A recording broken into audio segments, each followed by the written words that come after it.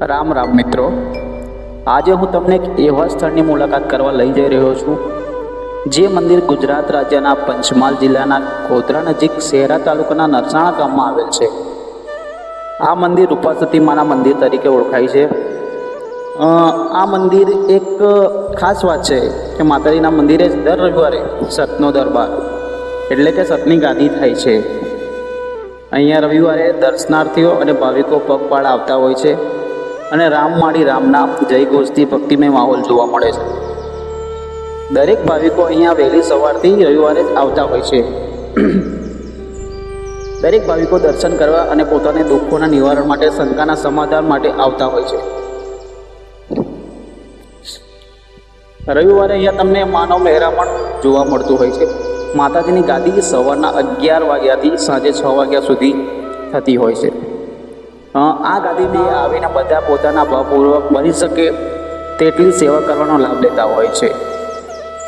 11 વાગે માળીની પધરામણી થતી હોય છે. ત્યારબાદ ભાવિકો દ્વારા માળીની આરતી કરવામાં આવે છે.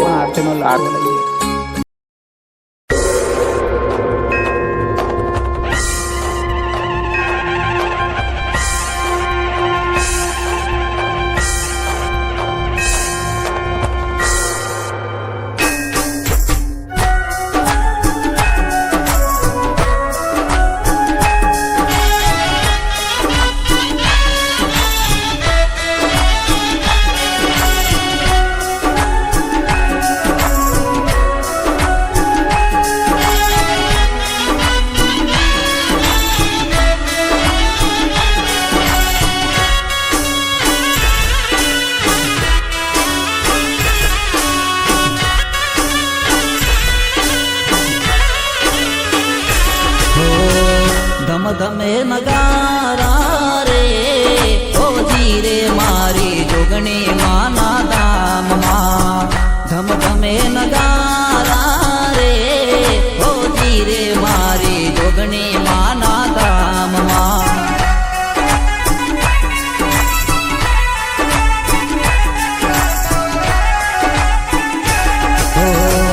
આરતીની સવાય પાર ઓજી રે મારા આશાપુરા ધામમાં.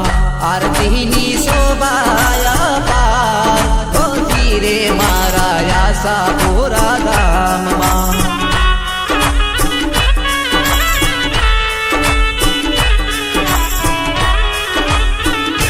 હો ચોહન પેઢીની તું તારણહાર છે.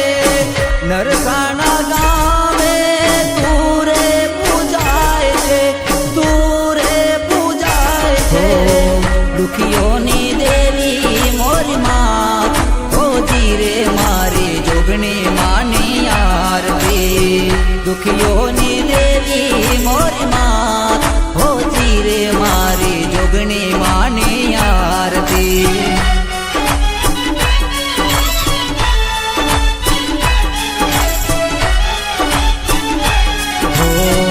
ધમ ધમે નગારા રે ઓજી રે મારી જોગણી માના ધામમાં.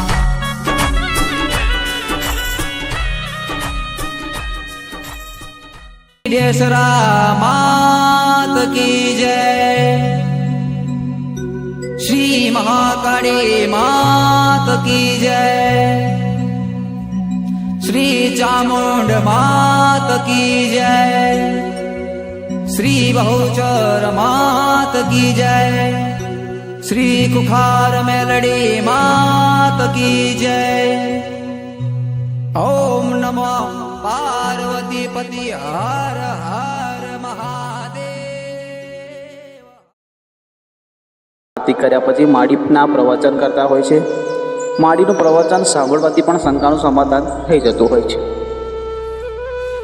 પ્રવચન પછી માળી ભાવિકોના શંકાના સમાધાન માટે બોલાવતા હોય છે અને બધાનું શંકાનું સમાધાન થતું હોય છે.